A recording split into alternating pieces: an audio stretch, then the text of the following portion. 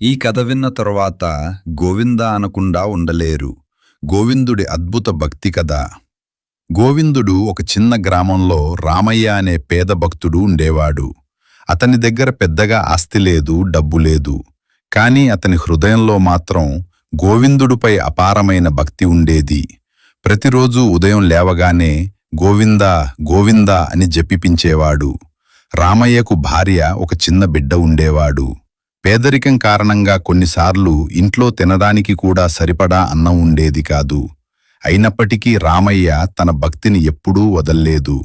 గోవిందుడు ఉన్నాడు, మనల్ని తప్పకుండా కాపాడుతాడు అని తన కుటుంబానికి ధైర్యం చెప్పేవాడు. ఒకరోజు రామయ్య బిడ్డ తీవ్రంగా అనారోగ్యానికి గురయ్యాడు. డాక్టర్ దగ్గరికి తీసుకెళ్లాలంటే డబ్బు కావాలి. కాని రామయ్య దగ్గర ఒక్క రూపాయి కూడా లేదు.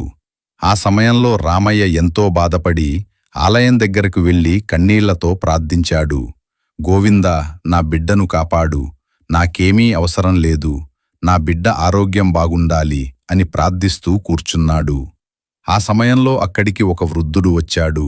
ఆయన రామయ్య బాధను చూసి అడిగాడు, ఎందుకు ఇలా ఏడుస్తున్నావు బిడ్డా? రామయ్య తన పరిస్థితి మొత్తం చెప్పాడు.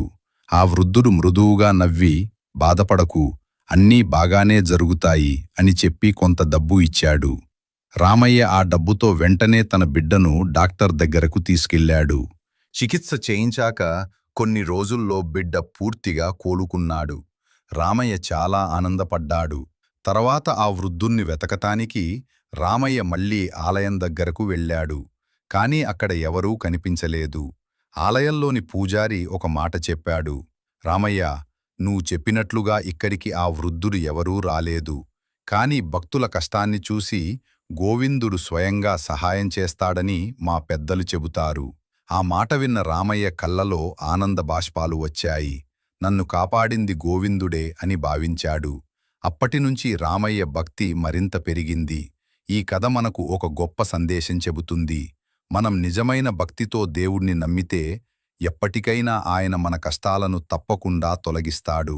అందుకే భక్తులు ఎప్పుడూ ఒక మాట చెబుతారు, గోవిందా గోవిందా. మీకు గోవిందుడిపై నిజమైన భక్తి ఉంటే కామెంట్లో గోవిందా గోవిందా అని రాసి ఛానల్ను సబ్స్క్రైబ్ చేయండి.